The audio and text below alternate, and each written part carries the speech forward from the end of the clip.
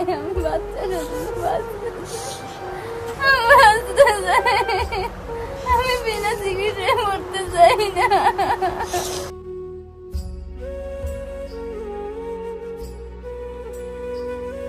আজকে 5 দিন ধরে এই পরিবারের এই মানুষটি আমাকে অনেকবার ফোন করেছে। ভাই আপনি ফোন করেছিলেন? কি হয়েছে? আমি ফোন করেছিলাম দাদা, আমার স্ত্রীর ক্যান্সার হয়েছে, আমাদের স্ত্রীর অবস্থা খুবই খারাপ। আচ্ছা, আমি আপনাকে এই জন্য ফোন করে ডেকেছি। আপনি আমাকে অনেকবার ফোন করেছিলেন? অনেকবার ফোন করেছি আপনাকে, আমার একটু সাহায্য সহযোগিতা দরকার। আমি আমার স্ত্রীকে বাঁচাতে চাই দাদা, আমার একটা 3 বছরের ছোট ছেলে রয়েছে দাদা। আচ্ছা, স্ত্রীর কন্ডিশন খুবই খারাপ। বাচ্চাটা তো জীবনটা নষ্ট হয়ে যাবে, আমরা সাহায্য না করলে আমরা কি করে একে বাঁচাবো? মানে ছোট বাচ্চা, ওর বয়স কত? 3 বছর। হ্যাঁ চলুন চলুন চলুন, দেখি দেখি দিদি একটু সাইড দিন, সাইড দিন, একটু সাইড দিন, দেখি দেখি দেখি একটু সাইড দিন। কোন পরিবারটা দেখি? কোথায় আপনারা? চলুন, কে কে যাবেন? চলুন চলুন, একটু ঘরে চলুন। এ বাড়ির অবস্থাও তো দেখছি খুব একটা ভালো না। এই বাড়িটা না, দেখি দেখি একটু। আচ্ছা আচ্ছা আচ্ছা, হ্যাঁ মানে এই ছোট বাচ্চা, হ্যাঁ মানে এখানে কে কে থাকো? আমি আর আমার ওয়াইফ আর আমার বাবা আর আমার ছেলে পাশের বাড়ি থেকে। আমরা ছেলেকে রাখতে পারছি না তো এখানে। আচ্ছা, আমার ওয়াইফ কে দেখাশোনা করতে ছেলে রাখা যাচ্ছে না তো। আমাদের পাশে একটা কাকি আছে, ওনার কাছে থাকে ছেলে। এখন এমনই পরিস্থিতি, ওরা খাওয়া পর্যন্ত পাচ্ছে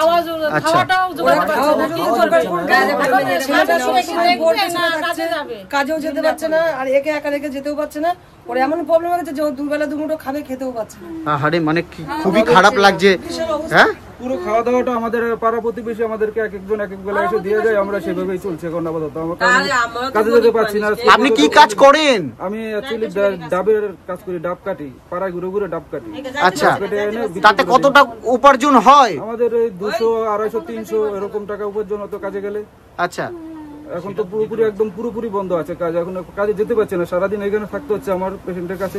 আচ্ছা, আর কোনো ওষুধও কিনতে পারছি না, কোনো ওষুধ নেই, টাকা নেই, কিছু নেই, পুরো এভাবে পড়ে আছে। পাড়া প্রতিবেশী সবাই একটু দেখাশোনা করছে। মানে সঠিকভাবে কি চিকিৎসা চলছে আপনার স্ত্রীর? না, কোনো চিকিৎসা চলছে না, মানে কোনো চিকিৎসাই চলছে না। টাকা পয়সা নেই, মানে একদম বিনা চিকিৎসায় পড়ে রয়েছে এইখানে। ছোট বাচ্চাটার জন্য তো আমার কষ্ট হচ্ছে, এখন আমার রাখতে হচ্ছে। আর ছোটবেলার থেকে আমি রাখছি, এখন আমার ছাড়া কাউকে চিনছেও না, আর আমি কোথাও যেতেও পারছি না বাচ্চাটাকে। মানে আপনাদের পাড়াতেই এই বাচ্চাটা এখন রয়েছে নাকি?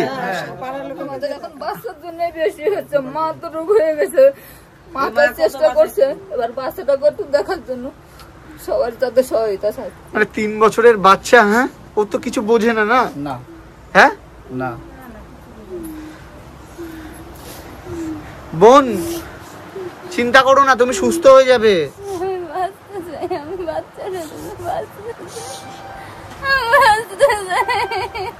আমি বিনা চিকিৎসায় মরতে চাই না। মানে প্রত্যেকের চোখে জল, এবং আমার চোখেও জল চলে আসলো। মানে এই বাচ্চাটাকে দেখে জাস্ট আমি কিছু মানে জাস্ট ভাবতে পারছি না। তুমি চিন্তা করো না বোন, তুমি সুস্থ হয়ে যাবে। যেদিন প্রচন্ড আর খুব ব্লাডিং হয়েছে, খুব রক্ত শূন্য হয়ে গেছে, তারপর আমার স্ত্রীকে নিয়ে আমরা প্রথমত এমসে যাই। এমসে যাওয়ার পরে আমার স্ত্রীকে অ্যাডমিশন নেয়নি। তারপরে আমরা নীলরতন হসপিটালে যাই কলকাতা। ওইখানে যাওয়ার পরে বলছে যে আমাদের এই ক্যান্সারের ডাক্তার নেই এখন এখানে রেডিওথেরাপি আছে, কেমোথেরাপি চলছে না। তারপর আমরা আবার পিজিতে যাই। পিজিতে যাওয়ার পরে আমরা সেখানেও অ্যাডমিশন করতে পারিনি। মানে এই বড় বড় হসপিটালগুলোতে তোমার স্ত্রীকে অ্যাডমিশন করেনি? করতে পারে না, অ্যাডমিশন করেনি। ওকে শুধু ইনজেকশন দিয়ে বলছিল আউটডোরে ডাক্তার দেখান। আমরা আউটডোরে টিকিট কেটে ডাক্তার দেখাতে গিয়েছিলাম, তখন সেখান থেকে বলছে সেদিন সেই ডাক্তার ছিল না পিজিতে। আচ্ছা, তারপরে আমরা সেখান থেকে আমরা কি করবো কিছুই বুঝতে পারছিলাম না। এখন তুমি কি চাও? এখন আমি আমার স্ত্রী সুস্থতা চাই, আমার স্ত্রী সুস্থ হয়ে যাক। মানে কোনো সরকারি হসপিটালে তোমার বউকে অ্যাডমিশন করেনি? না। এটা কি সত্যি কথা? কেন কেন করেনি কেন?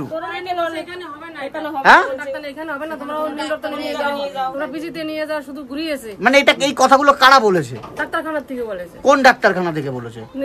নীলরতন নিয়ে গেছিল, পিজিতে নিয়ে গেছিল। মানে কোথাও অ্যাডমিশন নেয়নি? কোথাও অ্যাডমিশন নেয়নি? অ্যাডমিশন হয়নি বলেই তো আমরা তারপরে পেশেন্ট নিয়ে আমরা ঘুরে ফিরে 3-4টা হসপিটাল। না, অ্যাডমিশন না হওয়ার পেছনে কারণটা কি? এই রোগী নেবে না বলছে, এই রোগী নেব না, এই রোগী নেবে না, এই রোগী অন্য জায়গায় চলে যাও, ঠিক আছে, এখানে পাঠিয়ে দিচ্ছে, ওখানে পাঠিয়ে মানে দিচ্ছে। উনার তো ক্যান্সার হয়েছে, last ক্যান্সারের ডাক্তার নেই না, নেই। লাস্টে আমরা ঘুরিয়ে ফিরিয়ে নিয়ে চলে এসেছি, কি করবো, বাড়ি নিয়ে চলে এসেছি, বলেছিল ডাক্তার নেই, বেড নেই, এরকম করে তোমাদের ঘুরিয়ে দিয়েছে। 3 দিন কলকাতায় ছিলাম, হ্যাঁ 3 দিন কলকাতায় ছিলাম। আচ্ছা 3 দিন গাড়ি ভাড়া করে আমরা পাড়ার থেকে বাইরে আমরা 3 দিন ছিলাম, ঠিক আছে, আচ্ছা। 3 দিন মানে 2 দিন 1 রাত, আমরা 3 দিন ছিলাম। 3 দিন থাকার পরে তারপর আমরা ওখান থেকে আবার এই পেশেন্ট নিয়ে আমরা আবার রিটার্ন আসি, মানে বাড়িতে চলে আসো এই রোগীকে নিয়ে। হ্যাঁ, এই রোগীকে মানে অ্যাডমিশন নেয়নি হসপিটালে? নেয়নি। তোমাদের নেয়নি? কোনো হসপিটালে নেয়নি, সব ছেলেরা পাড়ার ছেলে সবাই রাত জেগে আমরা রাত জেগে, আমরা পাড়ার ছেলেরা সবাই রাত জেগে, ঠিক আছে, এখনো আমাদের সেই গলা বসা রয়েছে, এখনো গলা বসা, এখনো ঠিক কিন্তু হয়নি। কেন অ্যাডমিশন নিল না তার কোনো কথা নেই, মানে কেন নিল না? বললে এটা এখানে হবে না, এটা অমুক জায়গায় হবে, অমুক জায়গায় গেলাম বলছে এখানে হবে না, অমুক জায়গায় হবে, আবার ওখানে গেলাম, এক জায়গায় এক কথা বলছে, মানে বারবার ঘুরিয়েছে। হ্যাঁ, কল্যাণী এমসে গেছি, বলছে এখানে হবে না, আচ্ছা জওহরলালে যাও, আচ্ছা জওহরলালে গেলাম, জওহরলাল থেকে বললো নীলরতনে যাও, আচ্ছা নীলরতনে গেছি, নীলরতন থেকে বলছে পিজিতে যাও, আচ্ছা পিজিতে গেলাম, ঠিক আছে, পিজিতে বলছে যে এখানে হবে না, আরজি কলে যাও, সব জায়গায় আমাদের ঘুরিয়েছে। আমরা 3 দিন ওখানে ছিলাম, আমরা অ্যাম্বুলেন্স, আমরা পাড়ার থেকে চাঁদা তুলে আমরা অ্যাম্বুলেন্স ভাড়া দিয়েছি, আমাদের প্রায় 6,000 টাকা 7,000 টাকা অ্যাম্বুলেন্স ভাড়া দিয়েছি। দেওয়ার পরে আমরা কি করব, আমরা বাধ্যতামূলক রিটার্ন নিয়ে চলে এসেছি, দিয়ে বাড়িতে রেখে দিয়েছি, ঠিক আছে, আমাদের পাড়ার ডাক্তার আছে। মানে হসপিটালে কোনো চিকিৎসা হয়নি, তাহলে এই গরিব মানুষগুলোর চিকিৎসা হবে না তো কাদের চিকিৎসা হবে?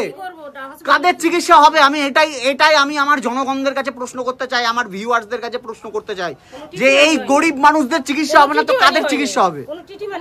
হ্যাঁ, আমরা পাড়ার থেকে ওদের আমরা সব পাড়ার থেকে, আমার পাড়ায় যত লোক আছে আমরা সব মানুষরা ওদেরকে খেতে দিই, আমরা খেতে দিই প্রত্যেকদিন। আমরা তাহলে ভাবুন, এগুলো আমার কথা নয়, এগুলো আপনাদের কথা তো, এগুলো আপনাদের কথা তো।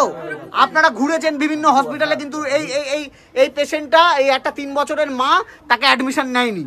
হ্যাঁ, না অ্যাডমিশন হয়নি, ওর কোনো অ্যাডমিশন হয়নি। আমরা প্রচুর ঘুরেছি, আমরা প্রচুর ঘুরেছি, পেশেন্টকে নিয়ে প্রচুর গ্রামে আমরা আরো প্রচুর গ্রামে আমরা সাহায্য তুলে বেরিয়েছি, ভিক্ষা করে বেরিয়েছি আমাদের নিজের।